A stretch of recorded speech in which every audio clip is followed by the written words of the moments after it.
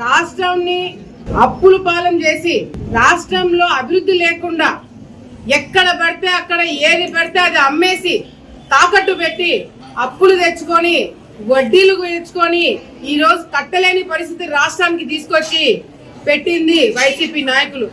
ఎంతసేపు ఉన్నారు చంద్రబాబు నాయుడు గారు? అవును, చంద్రబాబు నాయుడు గారు చెప్తున్నారు లోటు బడ్జెట్ ఉంది, ఆర్థిక సమస్యలు ఉన్నాయి అని డెఫినెట్ గా మేము చెప్తున్నాం. చెప్పకుండా ఎట్లుంటామండి?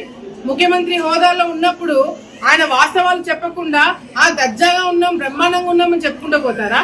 ఈ రోజు మనకి విభజన జరిగిన తర్వాత కూడా లోటు బడ్జెట్ ఉన్నా కూడా ఎన్నో అభివృద్ధి కార్యక్రమాలు చేసుకోగలిగినాం. ఈ రోజు ఆ లోటు బడ్జెట్ ని మీరు మూడింతలు ఎక్కువ చేసినారు, మూడింతలు ఎక్కువ భారము ఈ రోజు మా మీద పెట్టినారు.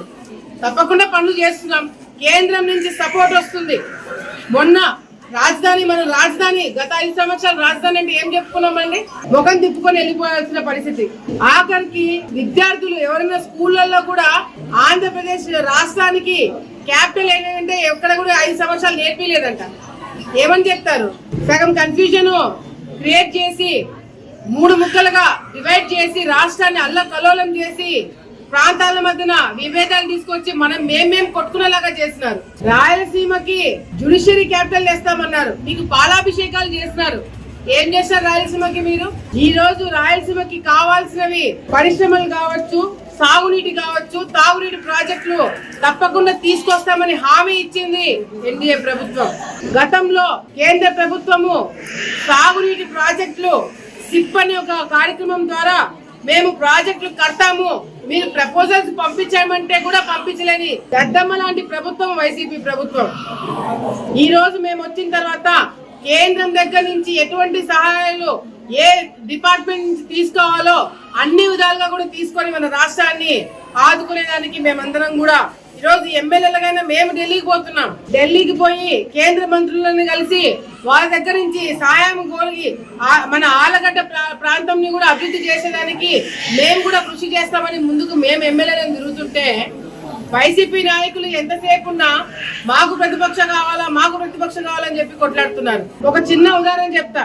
మొన్న మిర్చి యాడికి పోయినాడు గుంటూరుకి జగన్మోహన్ రెడ్డి గారు. అసెంబ్లీకి వచ్చి మీరు ఇదే మిర్చి రైతులకు సంబంధించిన దానిల గురించి మీరు ధర్నా చేసింటే, దానిల గురించి గవర్నర్ ముందర మీరు ఏదైనా మాట్లాడింటే మీకు అంతో కొంత మర్యాద ఉండేది. కూడా మీకోసం మీరు వాడుకున్నారే తప్ప ప్రజల గురించి మీరు మాట్లాడలేకపోయినారు.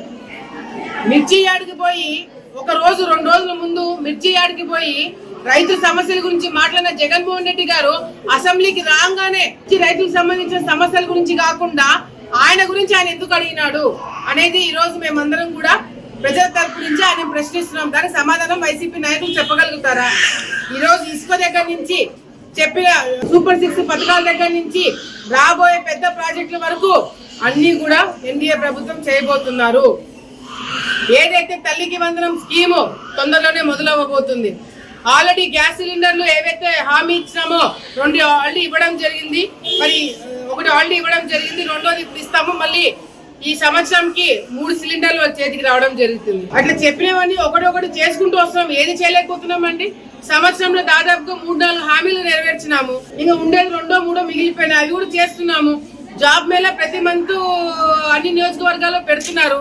ఏ పని చేయకుండా పక్కన పెట్టేసినారు తెలుగుదేశం పార్టీ కానీ ఎన్డీఏ ప్రభుత్వం కానీ అని చెప్పి ఈ రోజు మేము డిబేట్లకి అడిగితే మీరు రాగలుగుతున్నారా? మేము సిద్ధము అంటే మీ సిద్ధం కాదు, మాది వేరే సిద్ధం లేండి. మేము ఈ రోజు ఏదైతే మేము ఇవ్వలేదు, హామీలు మేము నెరవేర్చట్లేదు, జనాలను గాలికి వదిలేసామని చెప్పి మాట్లాడుతున్నారో ఆ చర్చకి రావడానికి మేమందరం సిద్ధం. మీరు సిద్ధమా? Please subscribe to Leo news for more videos.